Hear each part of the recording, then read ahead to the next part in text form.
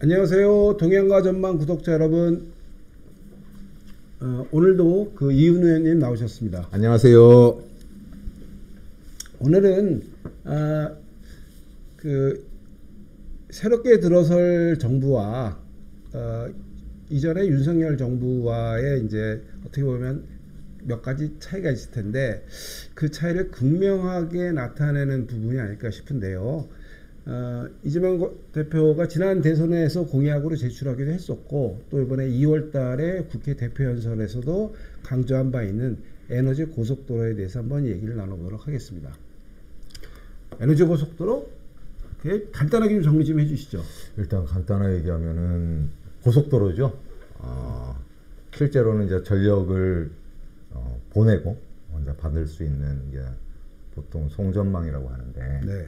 그 송전망 건설을 중심으로 한 이제 개념이라고 할 수 있어요. 그래서 이거를 이제 고속도로라는 개념으로 보다 이제 우리 국민들이 편하게 이제 얘기 들을 수 있도록 이제 만든 건데 아시다시피 송전망 건설하는 게 쉽지는 않습니다. 네, 돈 많이 들죠. 돈도 많이 들고 민원도 많고, 민원이 많고. 지역별로 반대하시는 분들도 많고 막 이래서 사실은 혹시 기억나실지 모르겠는데 지금 동해안에 그 민간 석탄 화력 발전소가 많습니다.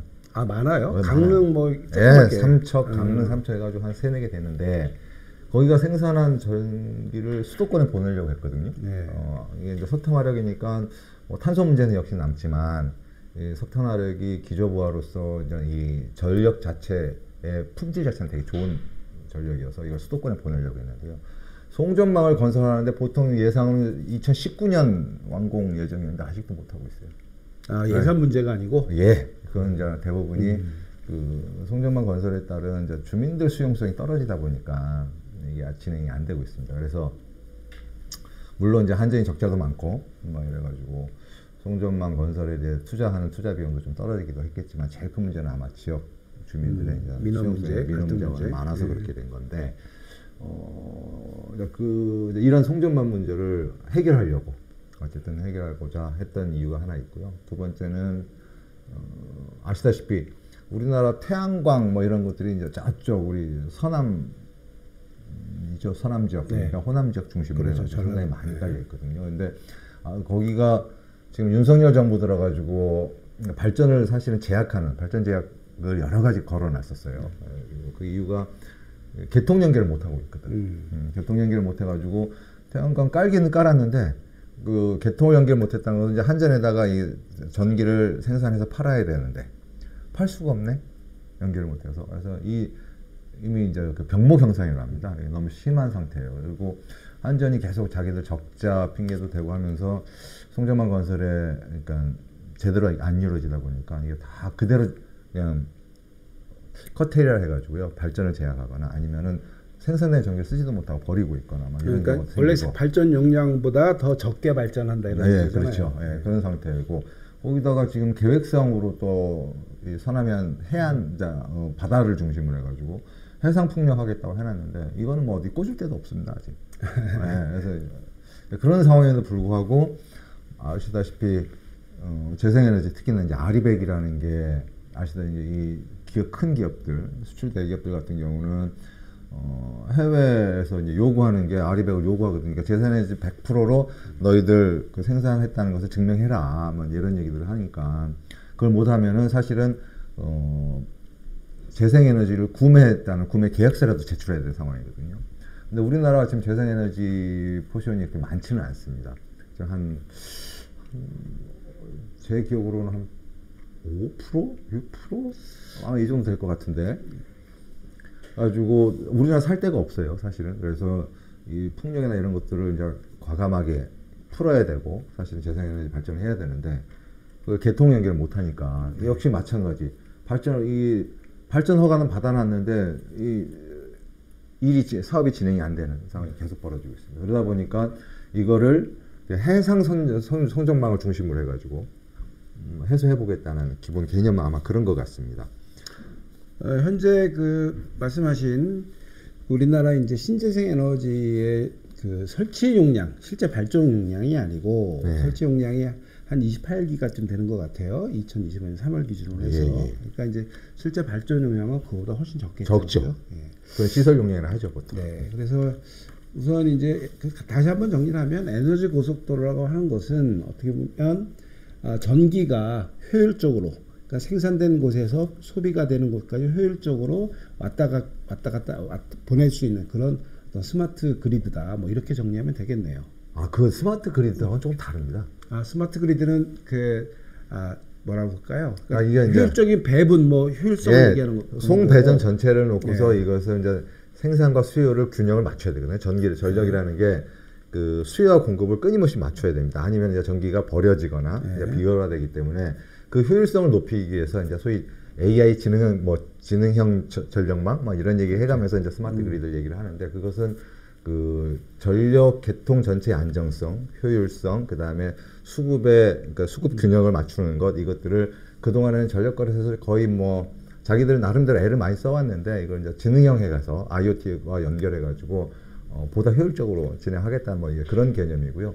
에너지 고속도로는 그것하고는 조금 다른, 이제 그것까지 포함해서 얘기를 드리는 건데, 조금 협의로 얘기하면은 엄격히 보면 지금 병목 현상이 됐을 송전망 문제입니다. 그러니까 지난번 2021년 이재명 대표의 이제 공약을 중심으로 좀 본다면, 에너지 고속도로와 관련된 내용이 이제 크게 세 가지가 있는 것 같아요. 아까 말씀인 지능형 전력망 구축한다, 송전 효율성. 그다음에 이제 뭐 뜬금없는 얘기 같긴 하지만 지역 경제 활성화라는 항목도 들어 있고요. 그다음에 이제 이것도 좀 재미있는데 기후 에너지부를 신설하겠다.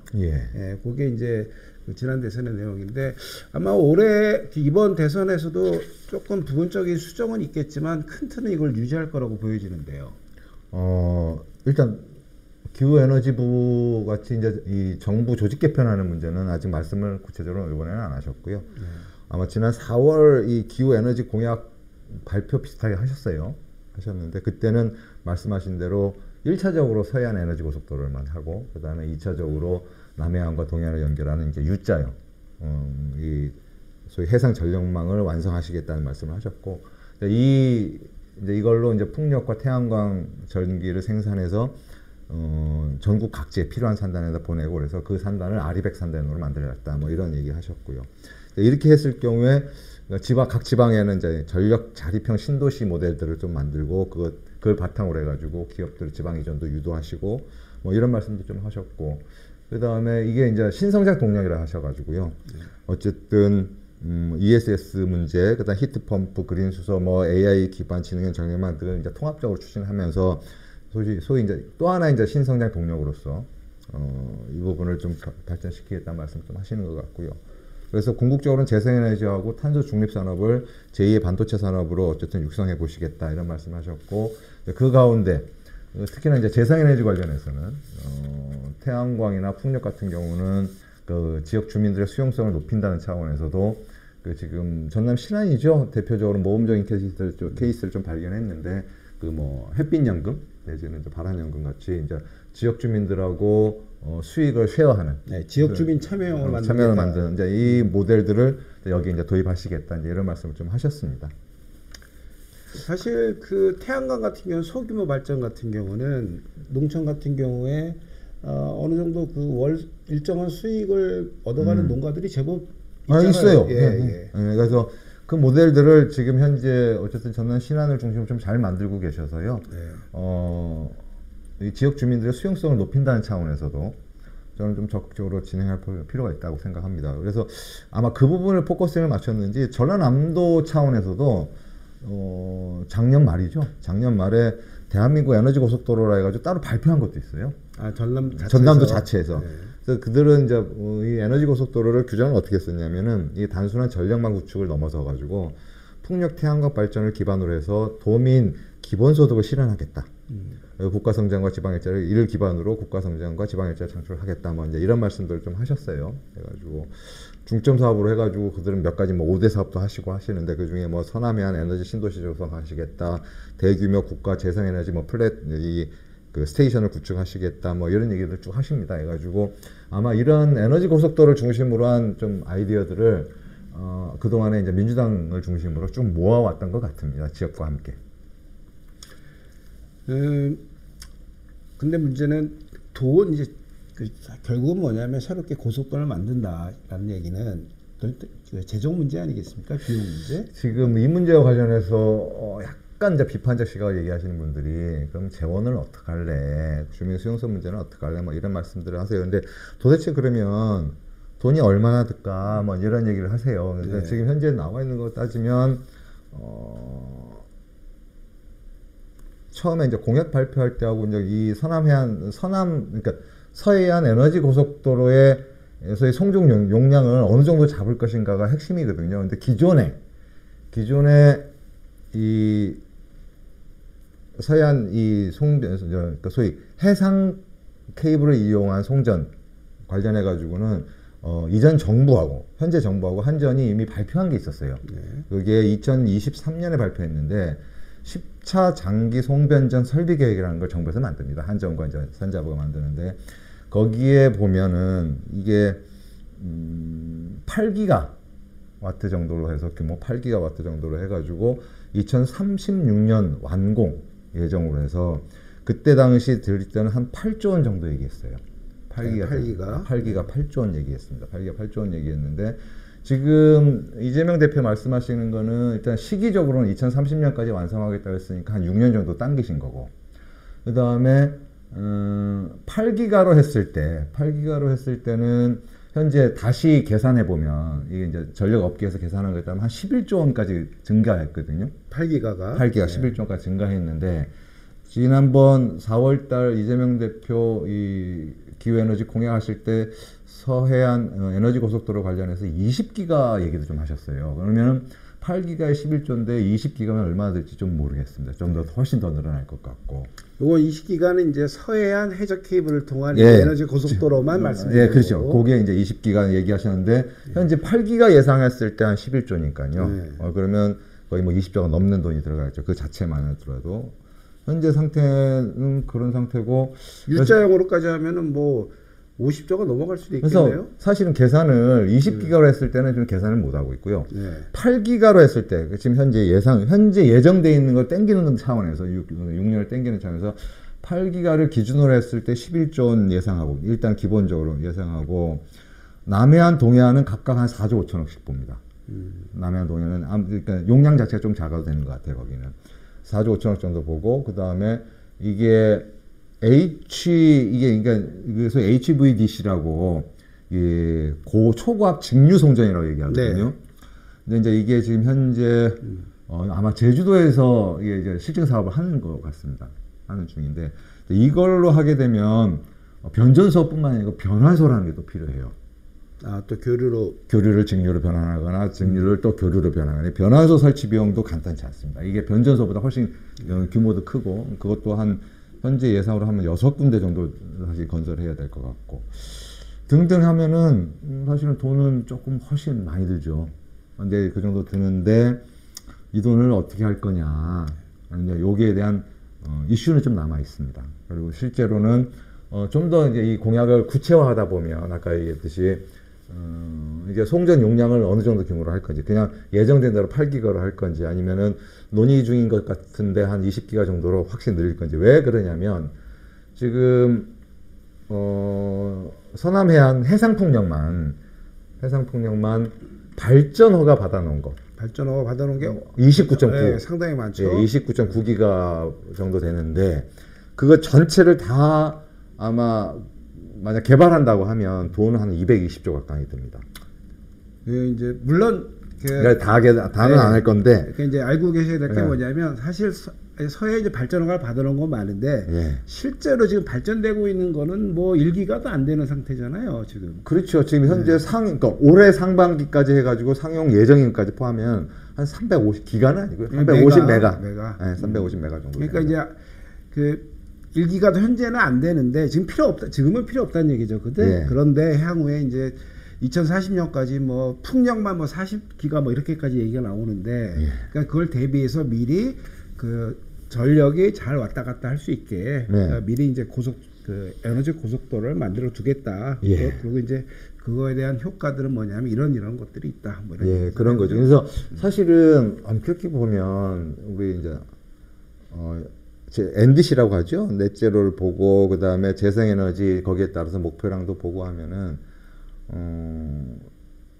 사실은 지금도 늦었고 해야 되거든요. 그렇죠. 특히나 이제 태양광 같은 경우도 태양광도 이제 입지 규제가 워낙 많기 때문에 늘지 않고 있고 그래서 대부분이 아마 재생에너지 전체적인 우리나라 목표치를 아마 해상풍력으로 메꿔야 될 것 같은데 이게 대규모 플랜트 사업이기 때문에 그래서 아마 서해안 에너지 고속도로는 어떤 방식이든지 진행을 해야 될 입장입니다. 지금 다만 이제 뭐 비판적으로 보시는 분들은 재생에너지의 특성상 여러 가지 제약 조건이 있지 않냐 뭐 이런 말씀도 좀 하시고 재원 조달을 어떻게 할래 이게 천문학적인 돈이 드는데 뭐 이런 말씀을 하시는데 그런 것들을 이제 어쨌든 국가 주도로 좀 효율화시키고자 해서 올 2월달에 이제 법 2개가 이미 통과됐거든요. 하나가 이제 전력망 특별법이라는 게 통과가 됐고 해상풍력 특별법이라는 게 통과가 됐죠. 그래서 그 법들을 기반으로 해가지고 어쨌든 좀 모색을 해야 될 필요성이 있는 상황입니다. 그 이제 일반적으로 그 고속도로를 짓는다면, 그러니까 차가 다니는 고속도로를 짓는다면 사업 주체는 도로공사잖아요. 예. 그러니까 이제 에너지 고속도로를 짓는다면 이제 사업 주체는 이제 한전이 일반적으로 될 텐데, 예. 예. 그러니까 이제 말씀하신 거와 관련돼서 재정적인 문제는 한전의 상태를 보면 사실은 뭐 추가적으로 사업을 하기가 쉽지 않은 상태고, 예. 예. 그러니까 정부 차원의 특별한 자금 지원, 증자나 뭐 이런 게 있어야 되겠죠. 그래서 전력망 특별법에 보면 국가가 그 사업에 그러니까 직접 지원할 수 있게 돼 있어요. 네, 직접 지원이 가능하게 해놨습니다. 그런 정도의 그 윤석열 정부에서 민주당이 그 발의한 거죠. 그렇죠. 그러니까 그 정도의 법적인 준비가 되어 있기 때문에 의지가 굉장히 강한 건데 사실은 이게 이제 아리백하고 이제 많이 관련돼 있는 거지 않습니까? 예. 그러니까 이제 우리나라 같은 경우는 대표적으로 수출 기업 하면은 이제 삼성현대 얘기를 하는데 이 세계적인 기업들 뭐 그 주로 이제 빅테크 기업들에 비해서 사실 아리백 수준은 아니 비교할 수 없을 정도로 부족하단 말이죠. 예. 그래서 이제 아리백 문제와 관련해서도 이거를 실제 재생에너지를 직접 아리백 기업 현장에 물려가지고 실제 재생에너지를 사용하게 할 거냐에 대해서는 아직은 이제 전문가들 입장에서는 소위 뭐 전력 전문가들 입장들의 의견들을 보면 아직은 기술적으로 조금 문제가 있지 않냐. 왜냐하면 재생에너지의 간헐성이나 그다음에 이게 변동성이 너무 심하고 그래서 재생에너지 규모 포션이 크면 클수록 이 변동폭이 워낙 커질 텐데 그걸 안정화를 위한 말은 이제 뭐 AI 가까이 때 진행한 전력망 얘기도 하고 이런 얘기를 하지만 실제로는 아직은 검증 단계에 있는 거고 그래서 직접적으로 에너지 그러니까 소위 전력도 품질이라는 게 있거든요. 그러니까 주파수가 안정화해야 된다 뭐 이런 얘기들 해요. 그러니까 보통 60MHz를 중심으로 얘기를 하는데 그걸 이 고품질의 전력을 가지고 고품질의 전력이 있어야지 첨단 산업이 실제 돌아가는데 이렇게 변동성이 심한 걸 가지고 어떻게 하냐 뭐 이제 이런 얘기를 하고 있어요. 사실 아직까지는. 그래서 그렇다 하더라도 우리가 지금 뭐 삼성이나 이게 이제 아리백이 안 되면은 본인들이 이제 PPA 해가지고 이제 이 재생에너지 구매 계획을 통해서 사실 이걸 지금까지 커버를 해온 건데 그럼 우리나라에서 그것들이 안 되니까 외국 가서 그걸 사고 막 이런 거거든요. 그러니까 이거 우리나라에서 계약하고 할 수 있을 만한 재생에너지 발전들이 사실 충분히 이루어지길 필요는 있죠. 뭐 우리나라 신재생 에너지 생산량 가지고는 사실 뭐 삼성전자 기업 하나한테 공급하기도 부족한 양이고 현재는 네. 네. 그리고 사실 이제 구글 같은 경우가 이제 아리백이 이미 되어 있다고 얘기를 하는데 구글도 자체 생산량은 얼마 안 되는 것 같아요. 한 20%밖에 안 되고 뭐 덴마크나 이런 데서 이제 사가지고 가죠. 네, 사가지고 오는 것 같아요. 네. 일단 뭐 아리백 문제가 일단 가장 필요한 문제고 그걸 위해서는 에너지 고속도로가 반드시 건설돼야 되고 신재생 에너지에 대한 새로운 좀 뭐랄까 성장을 좀 가속화시키는 이런 노력들이 아마 차기 정부에서 진행이 돼야 되지 않겠냐 생각이 들고요. 그런데 이제 이런 문제가 있지 않습니까? 예를 들어 이제 일반적으로 지금 에너지 고속도로를 얘기할 때 가장 유력한 방안이 그 해저 케이블을 이용한 방안이라고 얘기를 하지 않습니까? 예, 케이블이요. 예, 그러니까 뭐 여러 가지 얘기가 나오기는 하는데 뭐 고속도로 옆에다 파묻는다, 뭐 철로를 이용한다는 얘기도 있는데 현실적이고 비용적인 측면에서 가장 타당한 게 이제 해저 케이블인데 궁극적으로는 해저 케이블이 그 육상으로 그러니까 양육한다고 그러잖아요, 그죠? 결국 끌어올려야 된다는 얘기인데 예. 그렇다면 어떤 문제가 생기냐면 그 주민과의 마찰, 민원 문제는 뭐 필연적으로 생길 수밖에 없지 않을까 이런 생각이 들거든요.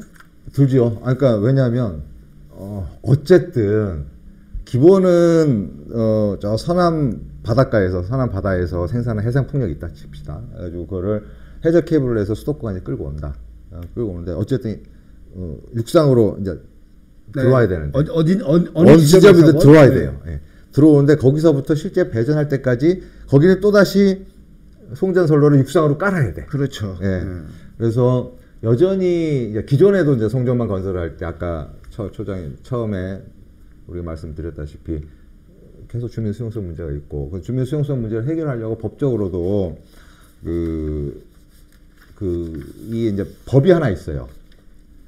송변전 설비 주변 지역 보상 지원에 관한 법률이 있습니다. 그래서 이런 송전선로에서 주민 수용성이 자꾸 떨어지니까 이 법률 하에서 이제 그 지역 자치단체도 그렇고 주민들한테 이게 이제 지원을 정부에서 직접 하는 법률이 있거든요. 그럼에도 불구하고 아까 말씀드렸다시피 송전선로 구성하는데 뭐 2019년 완성해야 될 게 아직도 안 되고 있는 이런 형편이거든요. 그러다 보니까 이번에 올 2월에 통과한 그 전력망 특별법에 따르면 아까 말씀드렸다시피 송변전 설비 주변 지역 그 지원에 관한 법률 외에 특별 보상도 가능하게 해놓고 지원도 가능하게 하고 특히나 가공전선로 그러니까 송전선로 설치 그 지역 지자체에도 사실은 이제 재정 지원이 가능하게 해놓고 이제 법률적으로는 그렇게 해놨어요. 왜냐하면 주민 수용성 문제를 어쨌든 좀 더 높여야 되니까. 근데 아마 그 지원하는 방식이 결국은 그 재생에너지 발전 이게 이제 만약 풍력이면 풍력, 태양광이면 태양광 발전 사업에 말씀하셨듯이 이제 주민 참여형으로 이걸 만들어서 그 지역, 그 송전선로에 지나간 지역도 같이 참여할 수 있도록 아마 그렇게 설계를 한 법률 같아요. 현재 보면. 그래서 그게 이제 현재 법률은 어느 정도 국가가 이렇게 지원할 수 있도록 기존 법률 이상으로 지원할 수 있도록 해놨는데,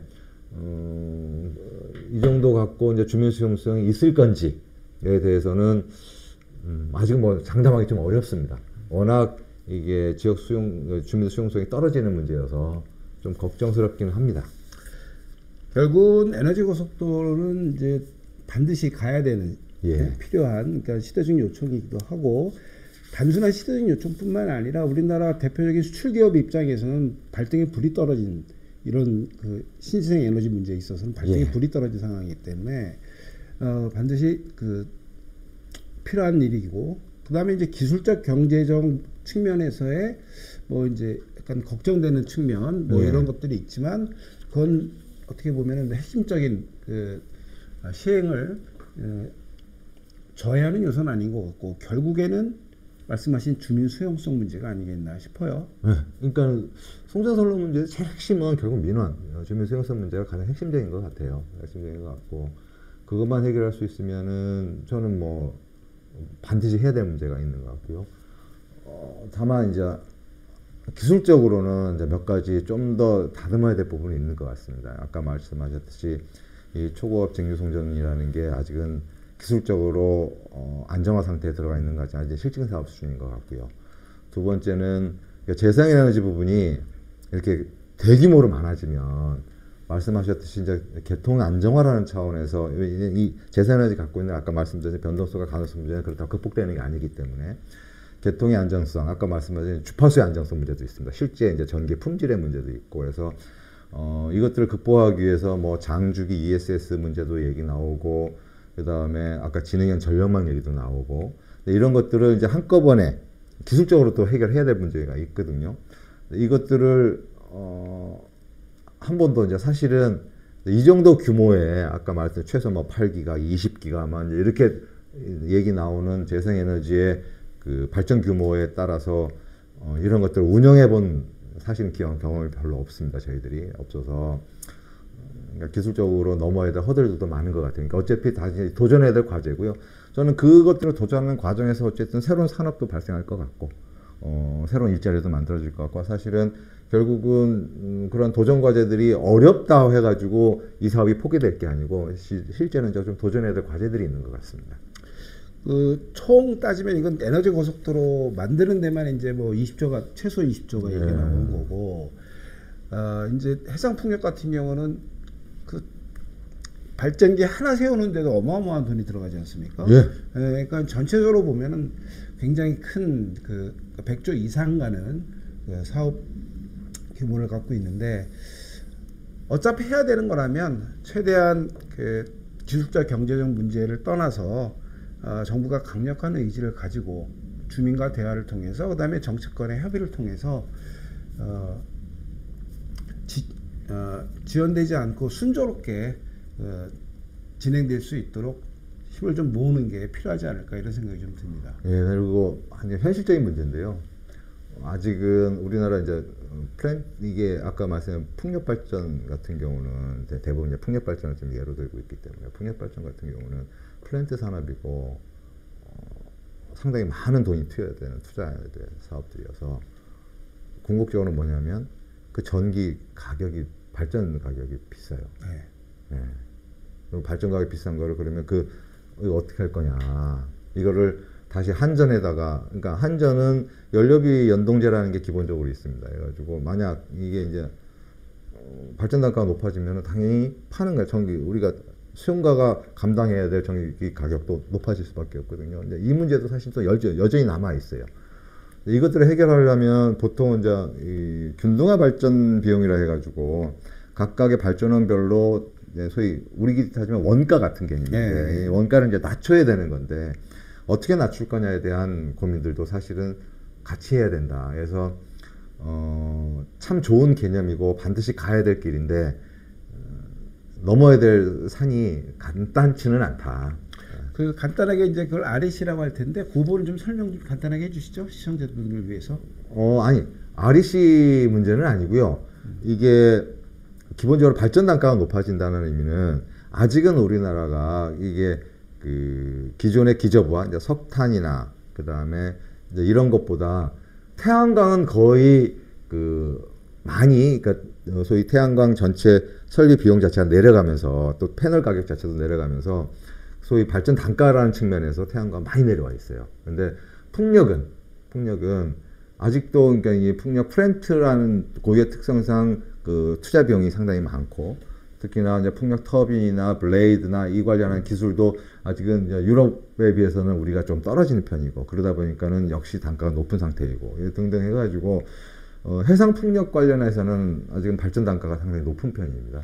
그러니까 이제 단위 킬로와트당 생산 비용이 높은 거죠. 어차피 뭐 원자력으로 하든 뭐 화력으로 하든 태양광으로 하든 만들어지는 전기는 똑같은데 그 1kW를 만들기 위해서 사전에 들어가는 투자 비용이 많기 때문에 이제 그걸 보전을 해주는 거잖아요. 그렇죠? 그래서 뭐 1.5를 곱하기도 하고 뭐 2.몇을 곱하기도 하고.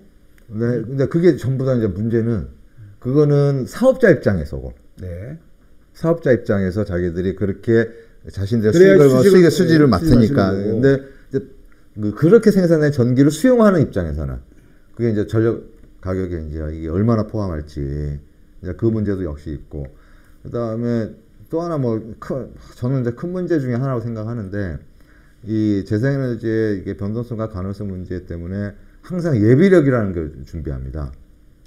뭐 ESS에 저장을 했는데요. 그 정도니까 이게 문제가 생겼을 때 이 가능성과 이것이 갑자기 정전 사태를 벌이거나 부하가 갑자기 늘었다 갑자기 줄었다 하게 되면은 이 전력이 중간에 그러니까 진행이 안 될 수 있고 그 도로가 막힐 수 있어. 그러면 그때 그렇다고 공장을 세울 수도 없고 안 되니까 그럼 빨리 뭔가를 돌려야 돼. 다른 발전을 거기다 다시 투입해가지고 아까 이제 수급을 맞춰야 되는 거예요. 그러기 위해서 비상용으로 해가지고 예비력이라는 걸 항상 보여야 됩니다. 그러니까 재생에너지가 늘면 예비력도 늘게 돼 있어. 근데 보통 우리가 이렇게 쓸 수 있는 예비력인 게 석탄, LNG, 원자력 다 그런 거예요. 가스 발전 뭐 이런 거밖에 없습니다. 그러니까 그것도 좀 늘게 돼 있어. 그러니까 이제 그 신재생 에너지는 간헐적인 문제가 있으니까 생산이 멈췄을 때 필요한 전력을 준비했다가 물린다 뭐 이런 얘기죠. 그렇죠. 그래서 예비력도 그러니까 그렇다고 많이 이런 건 아닌데 어쨌든 재생에너지 부분이 늘면 늘수록 예비력도 역시 마찬가지 고민을 좀 해줘야 됩니다. 그래서 전체적으로 이 문제와 관련해 가지고는 아까 말씀드렸다시피 좀 기술적으로 더 들어가면은 고민해야 될 부분이 많은 것 같아요. 네.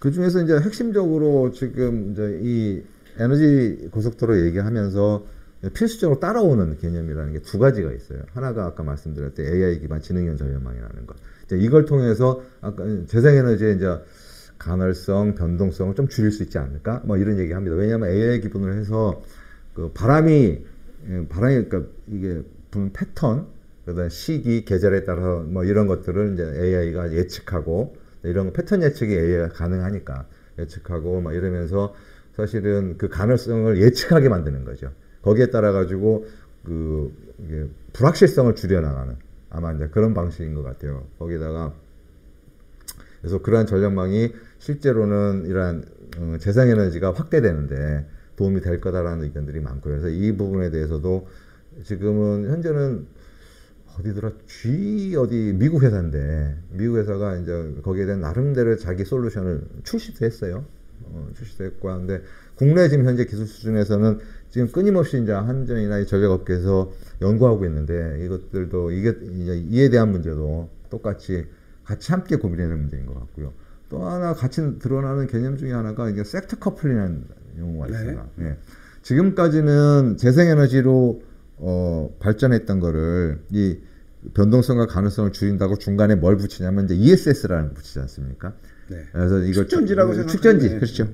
그래서 ESS를 달아서 여기다 축전했다가 필요할 때 방전하고 필요할 때 축전하고 이제 이렇게 해가지고 완충 작용하겠다 이제 이런 개념이었는데 지금은 이제 ESS를 넘어가지고 이제 섹터 커플이라는 것까지 얘기를 합니다. 그래서 재생에너지로 발전했던 거 가지고 가스, 수소라는 형태로 에너지를 전환시켜가지고 저장하는 방식이라든지 열을 통해서 열에너지로 전환시켜가지고 사용하는 방식이라든지 그 다음에 뭐 메탄으로 하는 것도 있어요. 메탄가스를 만들어서 메탄이라는 형태로 소위 저장을 하는 방식. 이제 그래서 이런 섹터 커플링 방식들이 특히나 유럽에서는 많이 지금 현재 연구도 되고 뿐만이 아니고 이제 실제 사업으로서 진행도 되고 있거든요. 그래서 우리나라도 이런 섹터 커플링 기술이 소개되고 연구된 지는 제법 됐습니다. 그래서 이런 기술들을 좀 더 상용화 수준까지, 사업화 수준까지 사실은 끌어올려야 될 과제들도 사실 역시 남아 있습니다. 의원님이 말씀하신 그런 이제 기술적인 보완 이런 거는 사실은 우리나라가 신재생 에너지를 하게 될 때 주력으로 이제 어차피 할 수밖에 없는 게 해상 풍력이지 않습니까? 예. 특히 해상 풍력은 그 예측 가능성이 낮기 때문에 그런 이제 안정적인 전력 생산이나 그 수급을 기술적으로 보완할 수 있는 그런 기술적인 부분에 있어의 연구나 투자는 반드시 뭐 준비를 같이 해놔야 같이 해야죠. 네, 같이 해야 될 부분이 있고요. 그다음에 오히려 그래서 근데 이게 이제 논의를 하다 보면 아까 이제 허들이 많다고 했잖아요. 하다 보면 지금 제일 특히나 에너지 전환 문제 어쨌든 아리백도 해야 되고 우리 탄소 중립도 해야 되고 이런 입장에서 봤을 때 에너지 전환이라는 큰 아젠다가 있지 않습니까? 이제 에너지 고속도로가 여기에 이제 기여를 해야 되는데 이 공약이 이 정책이 이제 기여를 해야 되는데 일부에서 우려하는 바는 이 에너지 고속도로가 그냥 그 송전선로의 양적 확대 라는데 치중해서 이 에너지 전환을 오히려 제약할 수 있지 않을까 도움이 안 되는 방식으로 이루어지지 않을까에 대해서 우려하는 목소리도 없지 않아 있습니다. 그래서 이제 이거 에너지 전환의 그 소위 이 문제가 그 에너지 고속도로가 기여를 하기 위해서는 뭐 예를 들자면은 석탄 화력을 조기 퇴출하는 문제라든지 이제 이런 것에 대해서 의제를 제출하는 분들도 계세요. 거기 뿐만이 아니고 500kW 이하의 태양광은 무조건 개통에 접속시켜야 한다는 뭐 이런 요구도 있고요. 등등 지금 에너지 전환 문제와 에너지 고속도로가 에너지 전환에 좀 기여할 수 있는 방안을 위해서는 좀 더 고민해야 될 부분이 또 다른 측면에서도 있는 거 아닌가 이런 문제들도 있습니다. 따로 추가하실 말씀 같은 건? 이제 실제로 결국은 이제 법을 두 개 만드는 게 핵심입니다. 아까 말씀하신 해상풍력특별법하고 전력망 특별법을 해놨는데 해상풍력특별법은 공포 1년 예, 지금 1년이니까 내년입니다. 내년 초에 이제 사실은 발효가 되는 거고, 전력망 특별법은 공포 6개월로 돼 있어가지고 2월에 했으니까 이제 올 여름 지나면은 이제 아마 진행이 될 것 같습니다. 그래서 이 두 가지 법률 시행령 만드는 과정, 그 다음에 이거 이제 이 두 법을 기초로 해가지고 실제 우리 서해안 에너지 고속도로부터 시작해서 아까 에너지 전환 문제까지 포함한다면은 법률적으로도 분산에너지법을 좀 개정해야 될 이슈도 없지 않아 있어요. 그것도 따로 나중에 이제 말씀드릴 기회가 있을 건데, 그것뿐만이 아니고 이 법을 시행령과 이 실제 모델, 사업 모델화하는 과정에 고민해야 될 부분이 좀 더 있는 것 같습니다. 왜 그러냐면 법은 전력망과 관련해서 법은 국가가 사업에 들어가는 비용의 일부 또는 전부를 지원할 수 있도록 되어 있는데, 과연 국가가 재정 사업을 할 수 있을까에 대해서 아직은 업계에서 약간 의문점을 제기하는 분들도 계세요. 그러다 보니까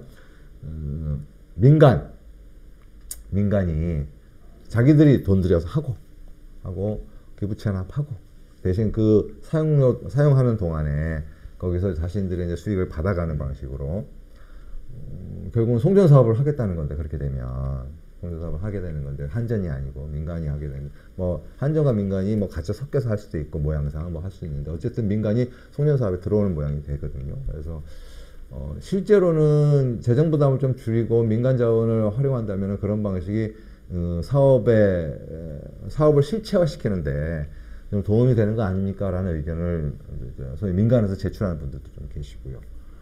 그래서 어느 게 옳을지 잘 모르겠어요. 또 하나는 사실은 재생에너지 하면 분산형 전원으로서 일반 시민들, 일반 국민들도 뭐 가정형 태양광이 있듯이 자기도 생산도 하고 소비도 같이 하는, 이러면서 소위 에너지 민주주의에 기여하는 방식의 재생에너지가 이제 이렇게 진행될 거라 생각하는데, 우리나라는 이제 지금 현재 에너지 고속도로와 함께 말씀되고 있는 해상 풍력을 중심으로 이 재생에너지 문제를 해결한다 하면은, 해상 풍력은 아까 말씀드렸다시피 대단히 큰 조 단위의 돈이 들어가는 사업이기 때문에 이거는 아무나 할 수 없어요.